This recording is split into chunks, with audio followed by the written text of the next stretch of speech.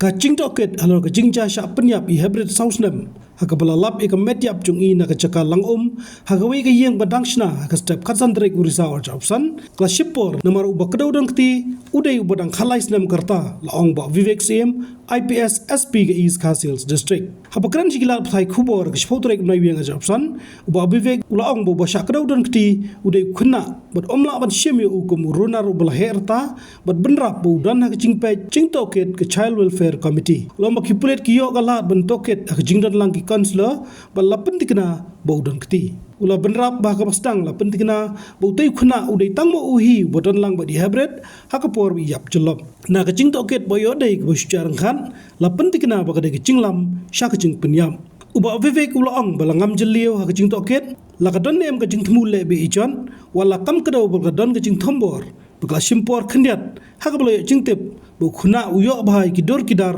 balong Khlem-akor. This 13-year-old was the one who murdered.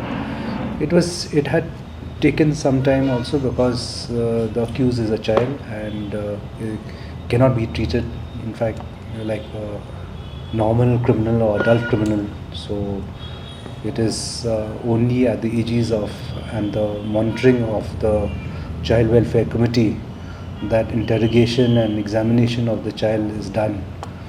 And as we got permissions and all that, we had examined the child and in the presence of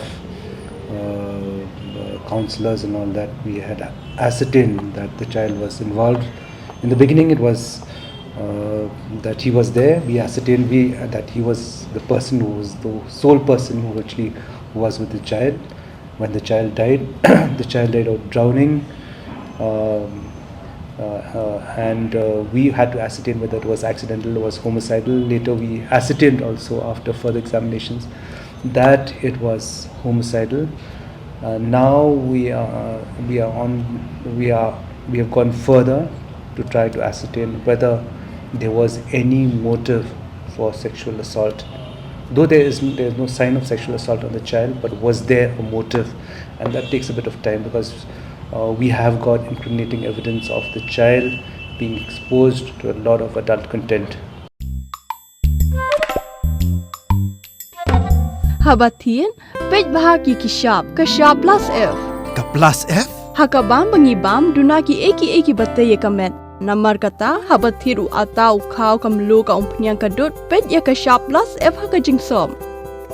Yaki nutrient kumki vitamin bat ka iron la icon diat bat ka bathau bha kam khta I ka dur jingki mar bam ka jing mat lani ka rukom shed yaki balehi banai kita ka don ka we ka jing mentoy ba kongsan ka kot ka khia ka nutrition ba kham bha ka jing im ba kham bha pendon kam daki mar bam madon ka sharp plus F menta kasni Lawan Ra Shapi Lingba ko office jong Commissionerate of Food Safety Meghalaya